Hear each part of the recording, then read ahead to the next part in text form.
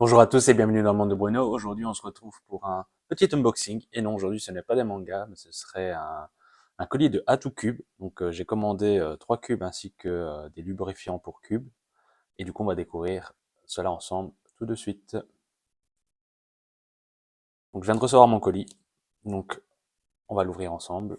Normalement, j'ai commandé un 3x3, un 4x4 et un 5x5, ainsi que 3 lubrifiants différents. Le Armstrong, comme on appelle ça. Donc, on va espérer que tout est correct. Et nous allons découvrir ceci ensemble.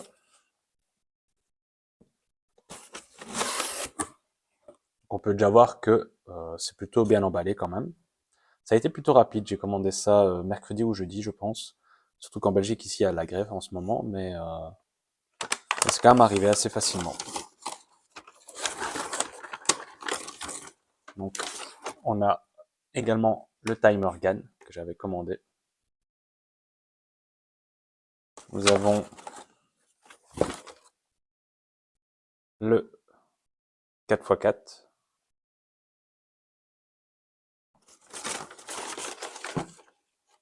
Le 3x3.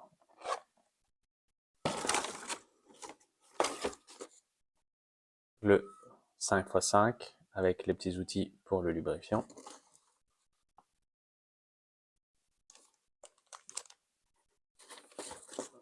Les différents lubrifiants.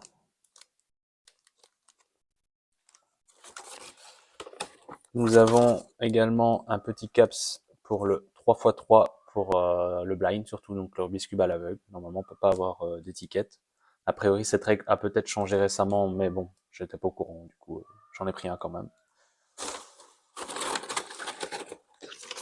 Nous avons le DNM 37. Et normalement, c'est tout. On va commencer tout d'abord par le timer. Donc, savoir que j'avais déjà un timer. Le problème, c'est que je suis sur Mac, et sur Mac, en fait, je n'arrivais pas à le brancher. Il y a des possibilités, hein, mais il faut un adaptateur, parce que ça passe par le jack.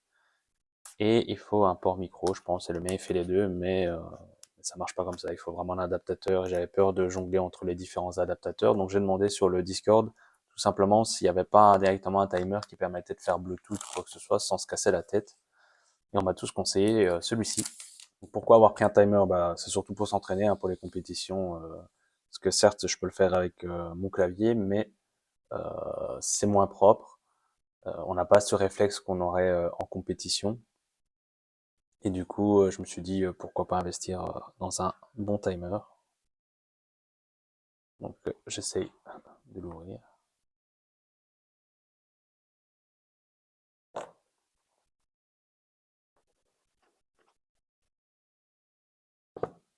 Voilà à quoi ça ressemble. Donc, ce timer était dans les 30 euros. Donc, on va dire 35 euros. Je pense que c'était légèrement plus ou légèrement moins. À savoir que j'ai utilisé le code Julien, donc de la chaîne Julien Speedcuber, pour cet achat. Du coup, j'ai eu 5% sur certains articles. Pas sur tous les articles, parce qu'en fait, il y avait déjà des articles en promo avec le Black Friday. Donc forcément, ce qui était déjà en promo ne rentrait pas dedans.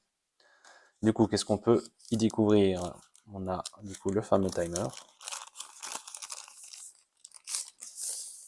dans un design plutôt élégant. Donc on voit qu'il est déjà chargé. Donc ça, c'est plutôt sympa. On pourra l'essayer après. Donc normalement, on met sa main comme ça, hop, on voit que ça démarre. Et pour l'arrêter, il suffit de avoir une petite pression. Et voilà, donc je l'éteins pour le moment. Qu'est-ce qu'on a d'autre? On a une petite boîte, je suppose avec un câble de chargement. C'est bien le cas. Donc ça se charge en USB et USB-C. Après, nous allons passer au 4x4. Donc c'est le Moyu V7 et c'est le double track. On m'avait conseillé surtout de ne pas prendre le triple. Apparemment, c'est pas forcément utile et beaucoup plus cher. Le single est bien, mais si vous avez le budget, on m'avait dit, n'hésitez pas à prendre le double. Du coup, je me suis dit, ben, autant prendre le double, comme ça, normalement, j'en achète qu'un, parce que ça reste quand même un budget, c'est une quarantaine d'euros, pour votre information. Donc, si j'y pense, je vous mettrai les liens dans la description, ça au cas où vous êtes intéressé. Au moins, vous avez exactement les liens de ceux que moi, j'ai pris, sur base des conseils de certains speedcubers du Discord. Forcément, après, c'est chacun son feeling, hein. Il y en a d'autres qui prendront d'autres marques, qui auront un budget moindre ou un budget supérieur, du coup prendront peut-être d'autres cubes. Mais en tout cas, normalement, ceux que j'ai pris aujourd'hui sont plutôt très bons, utilisés par des grandes speedcubers, qui ont peut-être fait même des records du monde, ou en tout cas des très très bons records. Donc voilà à quoi ça ressemble. Donc nous avons le cube, tout simplement. Nous avons une boîte d'accessoires qui contient normalement un tournevis et, euh, et des petites cartes plus ou moins inutiles et un mode d'emploi. Donc si on veut apprendre à faire le Rubik's Cube, il y a peut-être moyen grâce à ça. Donc je vous montrerai des exemples de résolution. Malheureusement, en ce moment, j'ai les mains très très froides. J'ai même, on peut voir que j'ai les mains un peu gonflées. Voilà. Malheureusement, je sais pas si j'ai le syndrome de Renault, mais ça y ressemble fort. Et du coup, dès qu'il fait froid, c'est pas évident pour moi de cuber. J'ai des petites chaufferettes, mais ça aide pas à 100% non plus. Donc voilà à quoi il ressemble.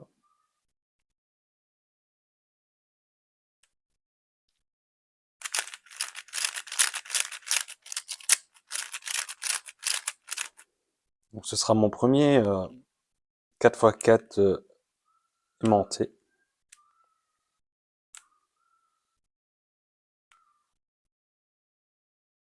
Donc j'espère que ça va pouvoir me permettre d'améliorer mes temps. Donc actuellement, mon single au 4x4 est à 1,30.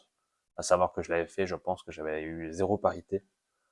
Souvent, je suis dans les 2 minutes. À savoir qu'aujourd'hui, le 4x4, pour les meilleurs, ça se fait en moins de 20 secondes. Donc voilà, donc je prétends pas à faire moins de 20 secondes, mais déjà, si je pouvais le faire sous la minute, je serais très très très très content déjà. En tout cas, ce serait mon premier objectif concernant le 4x4. On va passer au 3x3. Donc c'est le RS3M V5 Ballcore. Donc lui, il était à 27 euros, je pense, de mémoire. Hop. Donc tout ça, c'est encore une fois sans les réductions, hein. Mais bon, il y a eu, là c'est un unboxing à plus de 150 euros pour votre information. Je crois qu'il y en a pour 170 euros. Qui reste déjà un beau budget.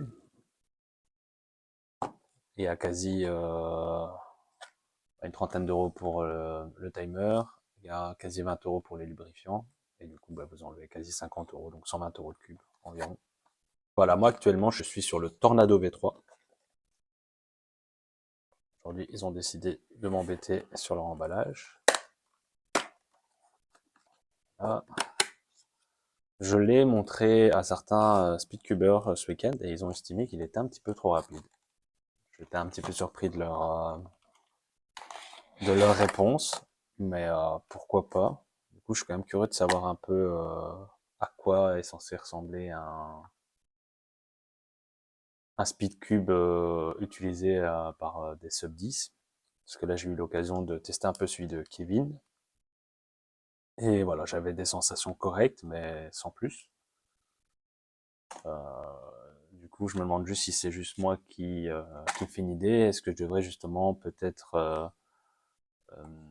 comment dire ça, régler mon cube un peu différemment pour peut-être après faire des meilleurs temps. Là, il faut savoir que je suis actuellement sub 20.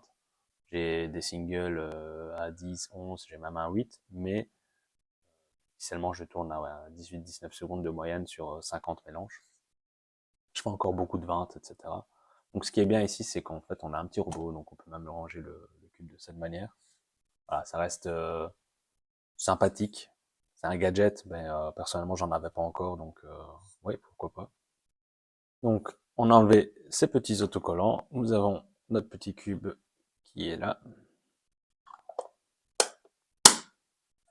Hop, le petit robot. Du coup, à quoi ressemble ce cube?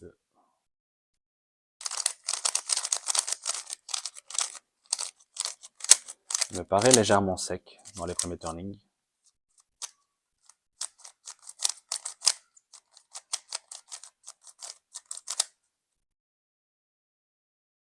Hop.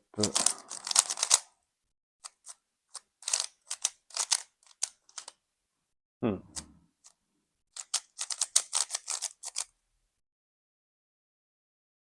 Hop. J'espère que je vais aimer. Voilà, après, il faut tout le temps un petit temps d'adaptation, il faut mettre le lubrifiant, etc. Donc ça va aider aussi.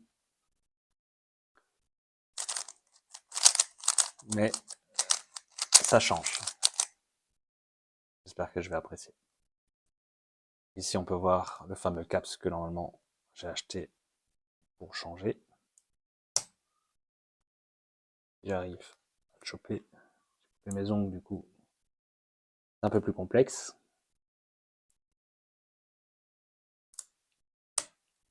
Voilà. Et du coup, normalement, je peux le remplacer par celui-ci.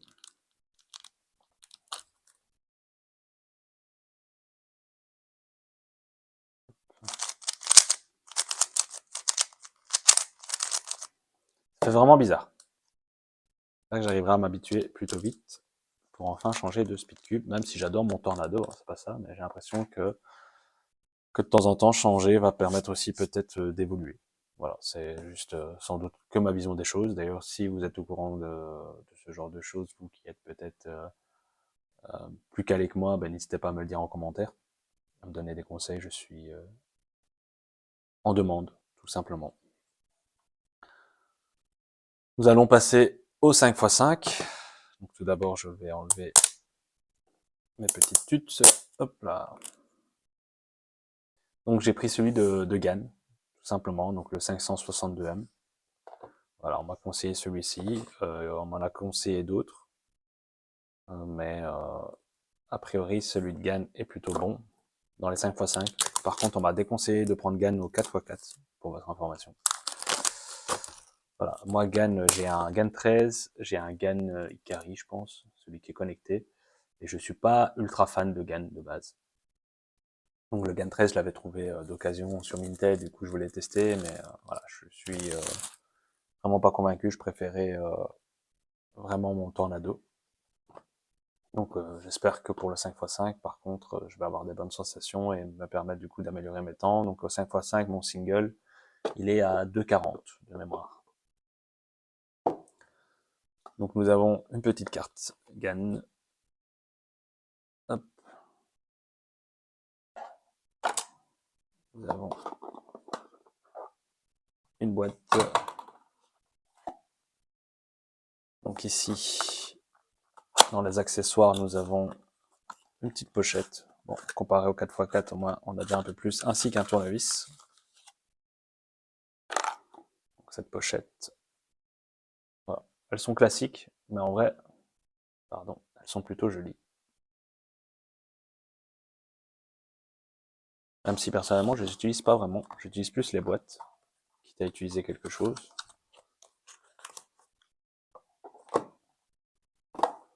Et du coup, nous avons une boîte qui se présente de cette manière. Donc on a juste à faire ça et ça s'ouvre.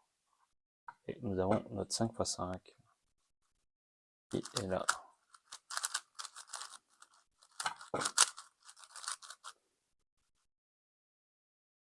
Il m'a l'air bien sympathique quand même. Après, je pense que c'est surtout des questions d'habitude. On va mettre le lubrifiant quand même.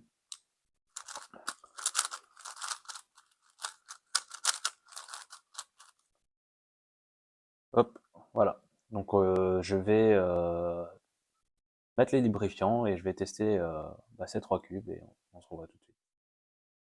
Donc voilà, donc j'ai setup tout ce qu'il me fallait. Donc j'ai lubrifié les 3 cubes. d'une certaine manière, parce que pour le 5x5, j'ai pas su le démonter, donc on fera comme ça.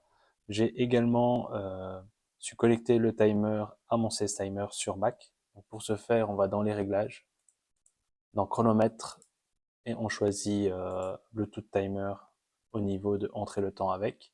Là, il va vous demander l'autorisation avec votre PC, etc. Et bah, forcément, il faut l'autoriser, etc. Quand on fait les résolutions bien, ne pas oublier de remettre à zéro. Donc là, j'en avais fait une dans le vent, donc c'est pour ça que je recommence. Donc, on fait le mélange. On rappelle pour le mélange, face blanche au-dessus, face verte devant nous. Maintenant, normalement, on a le droit à l'inspection. Donc moi, je mets pas l'inspection. Donc normalement, on a le droit à 15 secondes d'inspection. Donc ici, c'est parce que je vous parle, donc j'analyse pas en même temps, etc.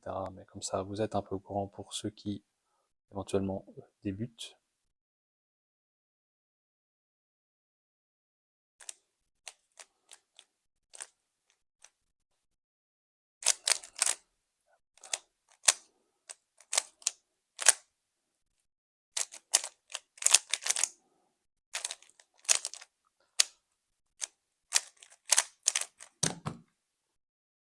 Un petit 18. Donc c'est plus ou moins les temps que je faisais avec le Tornado, donc ça ne m'étonne pas pour le moment. Faire un deuxième.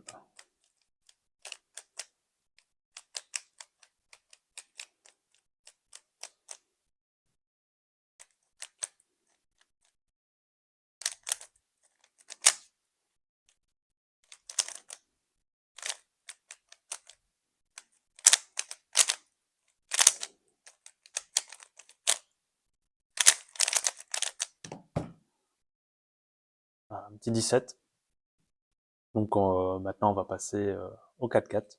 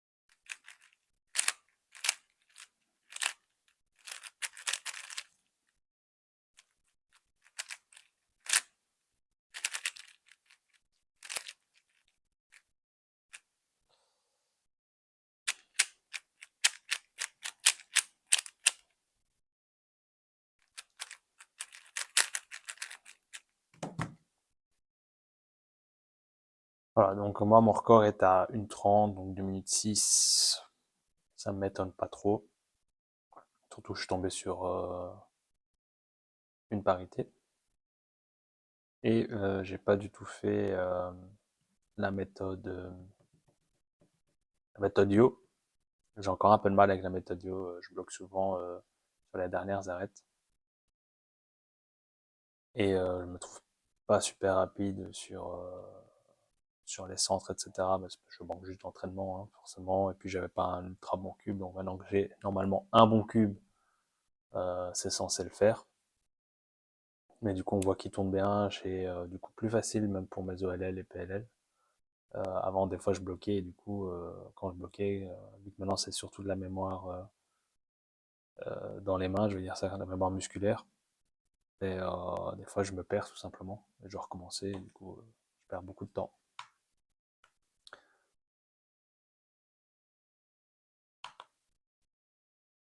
Et on va essayer du coup une fois le 5x5. Donc là, mon record c'est 2 minutes 41, je pense. Donc je vérifie. Et le mélange me semble correct.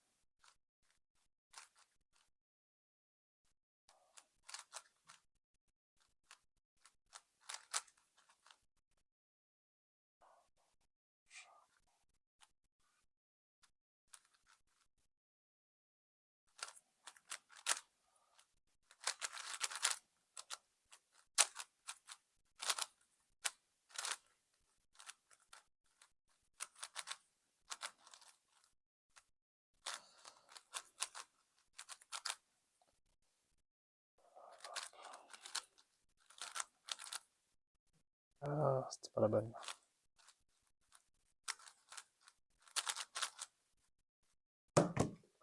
Dommage. Je suis trompé d'OLL apparemment. J'ai fait la E alors que ça devait être, à mon avis, la H, tout du genre.